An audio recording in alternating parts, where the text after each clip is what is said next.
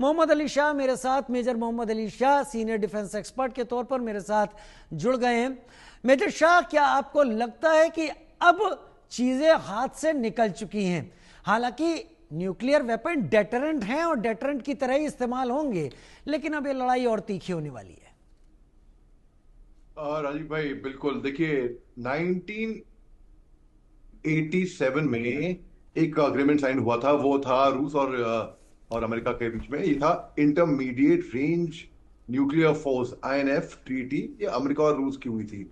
इसमें एक मोराटोरियम, जो डिप्लॉयमेंट और शॉर्ट और मीडियम रेंज के न्यूक्लियर मिसाइल्स हैं उनके बारे में ये ट्रीटी थी। अब ये रूस जो है इस ट्रीटी से पीछे हट गया है। इसकी एक खास वजह यह थी कि अमेरिका ने दो न्यूक्लियर सबमरीन को ऑर्डर दिया, डोनाल्ड ट्रंप साहब ने, कि इनको पोजीशन करें रूस के करीब में। रूस को ये बात थोड़ा थ्रेट लगी, अच्छी नहीं लगी। उनके करीब में जाहिर सी बात है किसी को भी अच्छी नहीं लगेगी। उसके घर के पास कोई हथियार लेकर बैठ गया हो तो ताक लगा के, तो रूस को ये बात पसंद नहीं आई।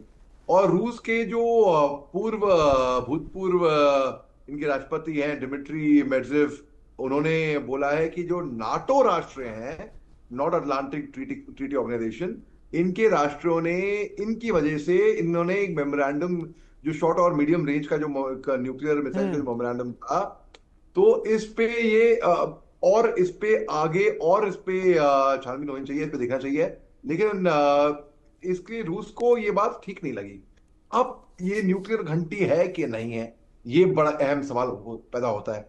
देखिए राजीव भाई, कुछ 2-3 साल पहले की बात है, जब रूस और यूक्रेन का जंग शुरू हुआ था, उसके कुछ महीनों के बाद प्रेसिडेंट पुतिन साहब पाए गए थे एक चमड़े का ब्रीफकेस लेके चल रहे थे। तो बहुत लोगों ने आशंका जताई कि क्या प्रेसिडेंट पुतिन एक न्यूक्लियर शक्ति खोल देंगे, क्या वो यूक्रेन पे न्यूक्लियर वॉर कर देंगे, क्या। क्योंकि वो ब्रीफकेस जो था उसके अंदर एक ट्रिगर बना पड़ता है, वो उसमें बटन होता है, वो बटन दबा दे तो न्यूक्लियर हो जाएगी। न्यूक्लियर पे जाना दरअसल बहुत मुश्किल है, आसान नहीं है। सुनने में लगता है बड़ा मुश्किल, बड़ा आसान होगा। तो मुझे, अगर निजी तौर पे मेरे से पूछा जाए, तो मुझे लगता नहीं कि न्यूक्लियर हथियारों का इस्तेमाल जानबूझकर यहाँ पर होएगा। और इसमें जो ट्रीटी है, वो अगर उस ट्रीटी, जो 1987 की ट्रीटी से अगर रूस पीछे नहीं हटता, अमेरिका ने ऐसा कदम नहीं उठाया होता, सब कुछ सही चला था, तो ये इस ट्रीटी को भी खारिज नहीं किया जाता। मेजर शाह, FAB 3000 क्या है? मैं नहीं समझता, क्योंकि डिफेंस से रिलेटेड एक चीज है। और दूसरा, इसके हमले से इतना यूक्रेन को बैकफुट पे आने की क्या चांसेस आप देखते हैं? यूक्रेन बैकफुट पे इससे आ सकता है।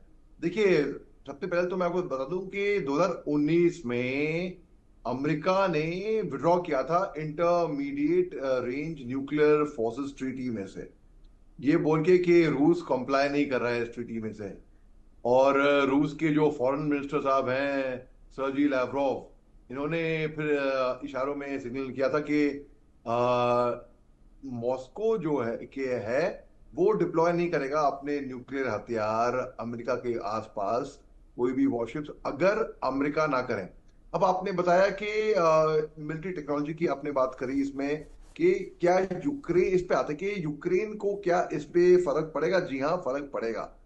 अब यूक्रेन को अगर अमेरिका, फॉर एग्जाम्पल, अगर अमेरिका उसकी सप्लाई कट कर दे, हथियार एमुनिशन ना दे, इंकरेज ना दे, अमेरिका ने केवल आग में घी डालने का काम किया है। अगर अमेरिका वो आग में घी डालने का काम ना करे, तो जाहिर सी बात है यूक्रेन छोटा सा मुल्क है। यूक्रेन इसलिए सर्वाइव कर गया अब तक क्योंकि उसको सपोर्ट मिला, ताकत मिली उसको, नाटो से, वेस्टर्न पावर से, अमेरिका से खास तौर से। तो इसलिए सर्वाइव कर गया और इतना लंबा उसने जंग को खींच लिया है रूस के खिलाफ।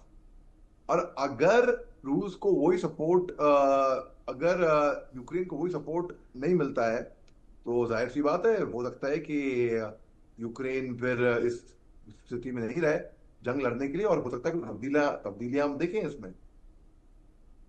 अजीब भाई, वाकई वाकई आप सही कह रहे हैं।